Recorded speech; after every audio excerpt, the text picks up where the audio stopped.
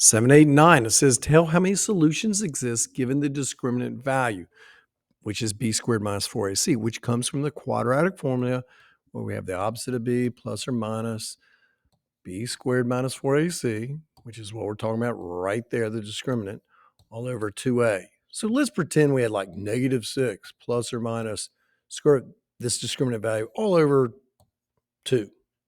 Well, if you ended up with a negative number right there, you'd be like, oh, I can't do it. That means there's no solution. So if I have a negative inside that square root, there are 0 solutions. You can't do it.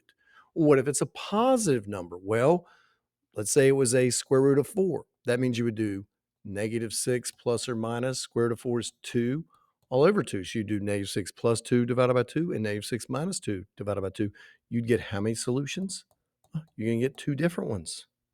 And then finally, if it's neither negative nor positive, it could be a 0 in there.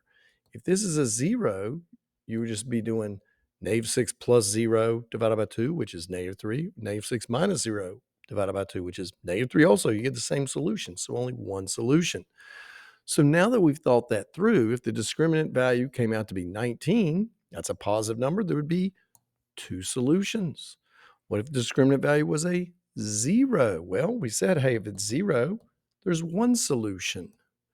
And finally, what if the discriminant was negative? We'd say, hey, there's no solution there. You can't do it. There's 7, 8, 9.